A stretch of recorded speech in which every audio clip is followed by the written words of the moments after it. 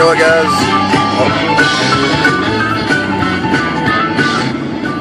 There we go. Okay.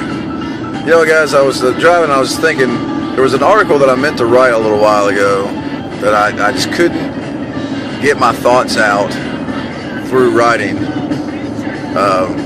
a way that really relayed how I felt. So I actually am going to talk about something gun related. The failure of gun control to pass in the Senate. I know that you guys all know that I'm anti-gun control, anti-further gun control. Not because I'm opposed to some forms of regulation, because I do think that there are some gaps in the regulation of the sale of firearms that need to be addressed. But I'm afraid that we would start a snowball effect where if we passed we pass a couple things, and then next year we pass a couple more things, and before you know it, you're buying a permit to own a double-barreled shotgun and stuff like that, like they've had in England, and that's just not something I'm good with. I'm not down with that. I don't think you should have to have a permit. You should have to get a permit to buy any kind of weapon. Now, carry a weapon, I think the concealed carry permit's a great idea.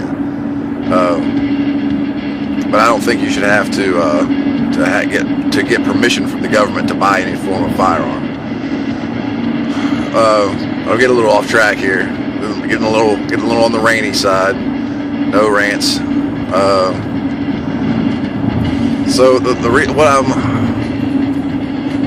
Manchin Bill, and I'm a West Virginian, so Manchin's from my home state. And Joe, you did kind of disappoint us West Virginians now, and you came out supporting some, assault weapon ban legislation. That hurt deep, man. But the Manchin Bill didn't really hurt gun owners, and actually did some things to help us. And the only thing that it really did that people were not comfortable with was expand background checks. And now it's a common misconception that people think because of the media. It's not their fault. The media has convinced people that you can just buy a gun on the internet and have it mailed to your home, or go to a gun show and buy a gun, and nobody does any background checks or anything. This is not the case. If you buy a gun on the internet, you still have to pass a background check. If you buy a gun at a gun show from a licensed dealer, you still have to pass a background check. The so-called gun show loophole does not exist. The only way that you can buy a gun without having to pass a background check is to buy it from a private citizen. And if they want to, they can still take you to a federally licensed firearms dealer and get a background check for you. So don't believe everything you hear in the media. It's not, the hype is not real. There is no gun show loophole. There's no internet database of firearms where people are going on here and buying RPGs and MAC-10s with suppressors and stuff like that and having them mailed to their homes. It's just not the case. I'm sorry. It's fallacy. But I was obviously excited when the Manchin Bill failed, because it meant that the Senate was not behind expanded firearms law, which is cool. But I'm not sure I'm excited as I thought I was gonna be, because the Manchin Bill did a couple things that were good, like make it illegal for the federal government to create any kind of database of firearms ownership, which would have been awesome. I would love to see a law like that passed. And it would have been like a goodwill gesture. It wasn't nothing serious, nothing. I mean, expanded background checks. So what? So now basically the law would change from private citizens don't have to get background checks to you don't have to get a background to private citizens do have to get background checks when they sell firearms to each other, unless they're friends, family, or acquaintances, which could basically be anybody. So it's not even really something you could enforce. But it would have been a goodwill gesture, if gun owners would have got behind that, which I know, I'm a member of the NRA, and I know there was no more gun law. Guys, I don't support everything the NRA says. The NRA just happens to be the best thing that firearm owners have. I'm a member of the Gun Owners of America too. They're not as large or politically powerful, but the NRA is the most powerful gun lobby out there. So of course I'm going to support them, because they're all we have. It's all we have going for us. It's like the two-party system. You know, you have a Democrat and a Republican that you can vote for that'll realistically win a presidential election. So, yeah, I don't support everything the NRA says, but I would have liked it. I think if gun owners could have gotten behind the Manchin Bill, and if we could have got that passed, it did some things to protect gun owners' rights. It did some things that I think, you know, it was going to expand reporting as far as like psychologists, like mental health. It was going to expand some reporting there, which would be good to the NICS system, which is the National Instant Criminal Database background check system. So I think that might have been something. If we'd have got behind that and passed that, we could have said, hey guys, look, you know, we're not opposed to some common sense stuff, but the thing about it is anti-gunners keep talking about compromise. This is a common sense compromise that we need to make to protect the citizenry of America. Well, a compromise is when two people with different views get together and meet in the middle. We both give up something that we want. We both get something that we want. But the problem is that anti-gunners don't want to give up anything. They want to get everything. They want gun owners to give up rights without compensating us with anything. You know, if you want expanded background checks, that's cool. You know, I'm not opposed to expanded background checks if it's going to protect us. I don't want any kind of database to be formed. But yeah, sure, you know, let's expand the background checks. Let's expand the NICS system. Get more reporting of mental health patients and stuff like that that are trying to buy guns. Let's get that stuff done. But why don't we go ahead and take suppressors off the National Firearms Act so that we can just buy those instead of having to pay a $200 tax on them? Because it's basically a suppressor, or what people that aren't in the gun world call a silencer. It's not a silencer, guys. It doesn't make a gun completely silent. It just makes it quieter, so that you don't have to use hearing protection, and you can shoot like pest animals and stuff like that closer to residences without bothering the people that live there. Or just shoot. If you just want to shoot for fun, you can shoot closer to your neighbor's house or something and not bother them. So it's actually a very polite invention. It's like a muffler for your car, but it goes on a gun. You know. And right now, if you want one, first of all, it's like a $25 piece of metal with some little walls on the inside of it that trap the gases as they're escaping the muzzle. It's really identical to a muffler in your car. Somehow we have this view in America that they're like an assassin's tool and the criminals run wild and kill people with suppressors. They don't. That's not real life. Right now, if you want to buy one, you have to go to the store and buy it. They range from $300 to $600 pretty much, depending on what you want to get. And then once you buy it, you don't get it. The person that you buy it from at the Class 3 dealer you buy it from takes it in the back and puts it in their gun safe and gives you a big stack of paperwork to fill out. You have to go to your chief law enforcement officer in your area and get him to sign off on it that you're an upstanding citizen, that you're not going to do anything bad with it. Then you have to get him to take 12 copies of your fingerprints. You have to get 12 passport IDs, or photos, I mean. And you send all that in with a $200 check to the government. Now this is in addition to the $600 or whatever that you just spent on your suppressor. You're now spending another $200 on a tax for it. Not like a sales tax, not 6% tax. A $200 tax that you're paying just for the privilege of owning a suppressor. Okay? Now, you send that into the government, and anywhere between a couple of weeks and a few months later, they'll send it back to you, stamped and approved, hopefully, there weren't any flaws in your paperwork. They'll send it back to you stamped and approved, and you can go back to the store and pick up your suppressor. And then you have to carry that paperwork with you everywhere you go from then on. If you are out shooting your suppressor and you don't have your paperwork and cops show up, that's going to be a big hassle, because you have to prove that that's a licensed suppressor, and if you don't have your paperwork, there's no way to do that. So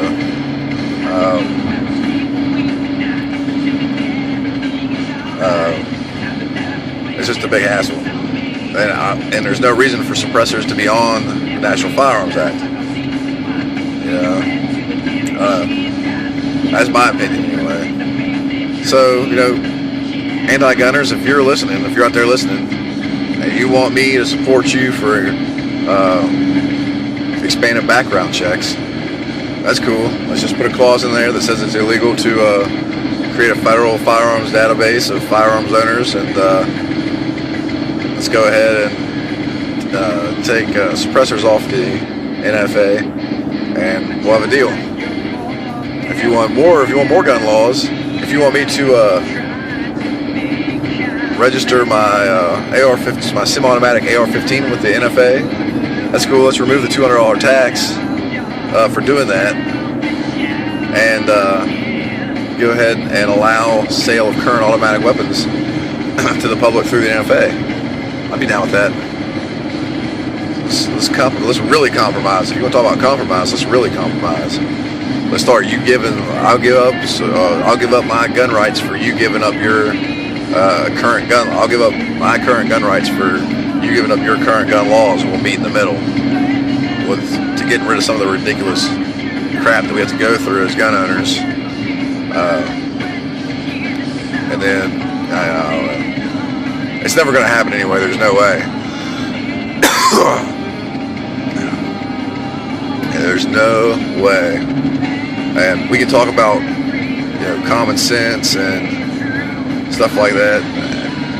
How what liberals view as common sense is me giving up my rights to preserve their idea of what's right. What I think is common sense is them stopping telling me what's right and letting me do my thing.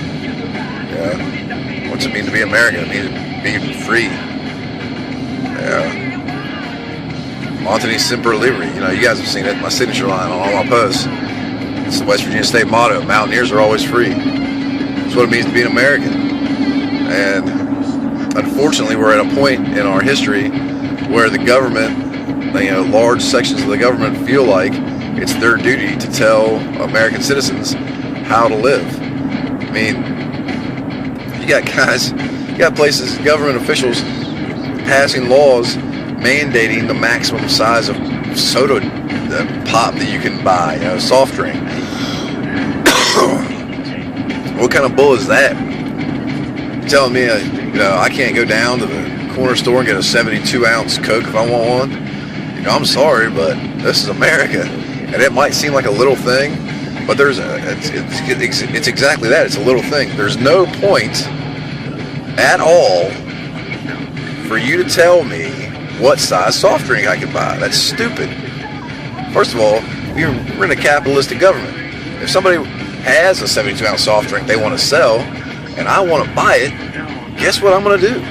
I'm going to take my hard-earned dollars, and I'm going to buy it. And if Sheetz or 7-Eleven or whatever has a special running where it's $1 for a 72-ounce Coca-Cola, I'll buy that too. That's what I'm going to do. I'm sorry. I don't know. Guys, this got way out of hand. This is now over 14 minutes of just me ranting to the camera while I'm driving. This the problem is that I'm just driving.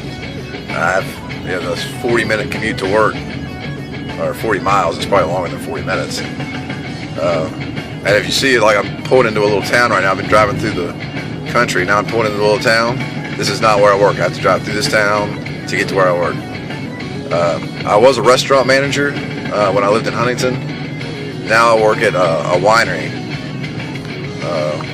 So this is my second day. I believe yesterday I filtered some fermented grape juice and added some preservatives and whatnot. So I believe today I'm bottling some delicious, what is it? It's a red Chamberson red, dry red wine. I don't know what you guys know about me, but I'm kind of a redneck. Wine's never really been my thing, but I gotta tell you what now. We have a Vidal Blanc that we make. That stuff's pretty good. That's like a semi-dry white wine, kind of in like the Riesling type style. That's pretty good. I'm not gonna lie. We also have an Aurora Blush, which all of our white wines are made with Aurora grapes. And the Aurora Blush is pretty good too. That's more like a White Zinfandel. But yeah, so if you can tell, this is small town USA, man. We're in Petersburg, West Virginia right now, and this is just like, I don't know, your iconic small American towns. You know, big enough to have gas stations and a grocery store and a couple of fast food restaurants, but small enough that it doesn't really have a lot of corporate entities in it. Well, anyway, I'm going to sign off for now, guys. Remember, mountaineers are always free. Protect your freedom. There's a guy whose YouTube videos I watch sometimes named James Yeager. I think you guys should check him out. I think I like his little sign off at the end of his YouTube videos. I'm not gonna ruin it for you by butchering it, trying to quote it to you, but somebody described James Yeager on a gun forum I'm a member of, his videos as being like interesting on a professional wrestling kind of scale, and I can kind of see where they're coming from. He's got a very what the hell are you doing? That school bus just almost took me out. Did you guys see that? I'm not sure what the laws are, like right-of-ways and stuff with school buses, but I think if I'm just driving down the road, they shouldn't be able to just pull out in front of me and try to like kill me. Anyway,